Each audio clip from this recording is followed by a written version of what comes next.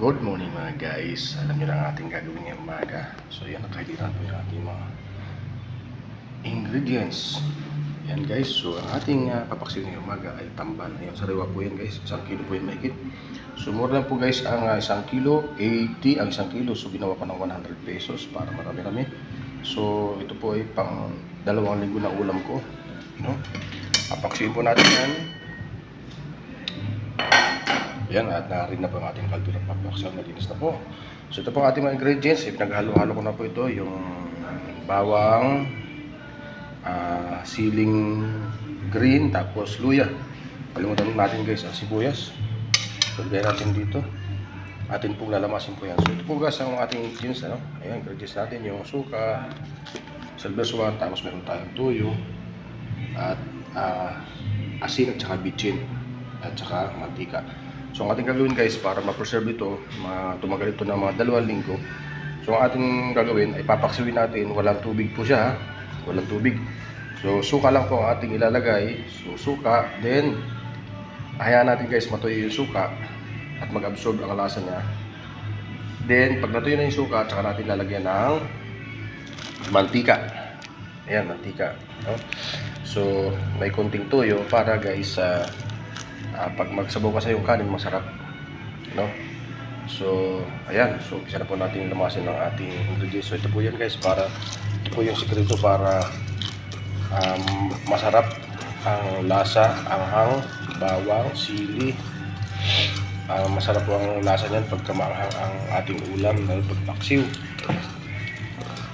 Ayan, so lalamasin na po natin yan para kumatas, lumabas yung kanyang katas guys. Yan po yung sikreto para maging masarap lagi ang inyong paksiw.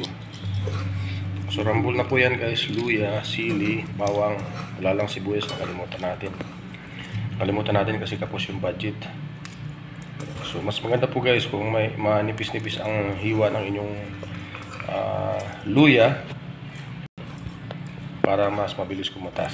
Kung pwede nga lang pit-pitin, durugin, pwede. So yan po guys, so medyo basa-basa na siya, sa makatas na po siya, nilalabasan na po siya. Yan, nilalabasan na po siya ng kanyang katas. Yan, pero po yan, pagka nilalamas talaga lumalabas yung katas eh. Nilalabasan siya ng kanyang sariling katas. Ganun po, di ba? Tama po yan mga guys. Pagka nilalamas at pinipiga-piga, pusang nilalabasan ng katas niya yung ating luya, sili at saka bawang. Okay, so okay na po yan guys, linabasan na po siya ng katas. So ayan, so titira natin ng konti, tapos ilalagay naman po natin ang ating isda. So ayan na po yan guys. So this is it.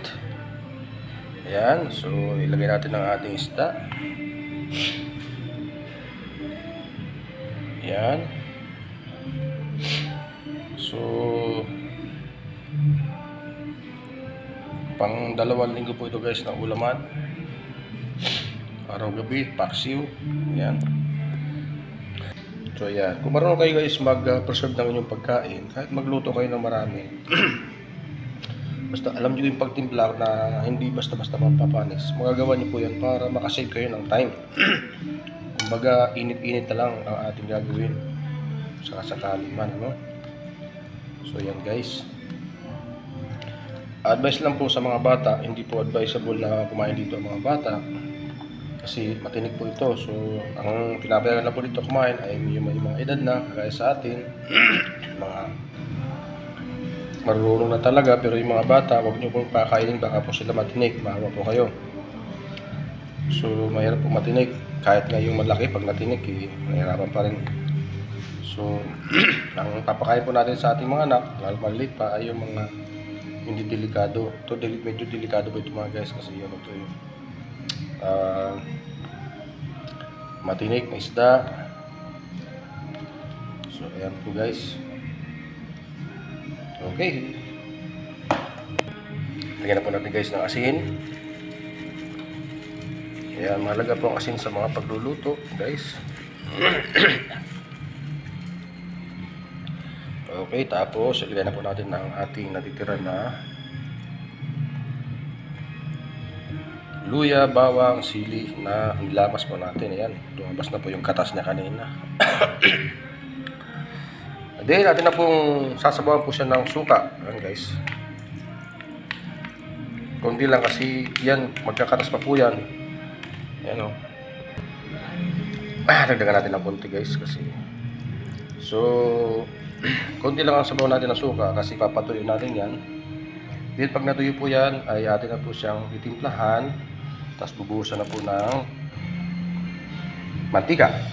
So yan, ganyan muna guys ang ating gagawin. Papakulo natin yan mga 15 minutes, din luto na po yan. So yan, tabay po kayo guys.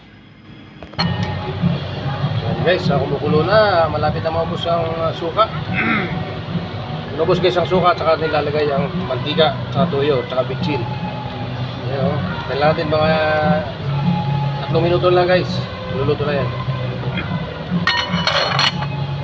So yan guys, yan ang sitwasyon dito ngayon sa Tacloban Astrodome. So nagdaratingan po yung sakyan ng mga marami ngayon na nakaparada na po yung iba dyan sa parking area sapagkat meron pong maganap na championship basketball tournament Intertown. Ito po ay para sa parating na piyesta ng Tacloban City. So baka mag live po tayo mamaya via Facebook or sa YouTube. Yan, emergency response vehicle, ang mga government vehicle po yan. Yan, habang ngayon natin ang ating paksiw. So yan muna ang ating video pinapakita. Yan guys, bigla natin ng konting bitchin, pampalasa. Ayan. Tapos lalagay na po natin guys ang ating mantika.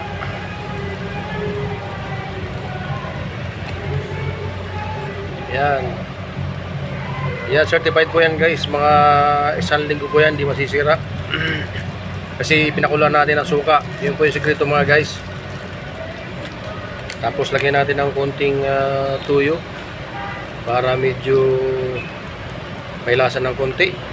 Yan, pakulin natin guys mga 3 minutes lang. Yan na po guys, luto na po yan.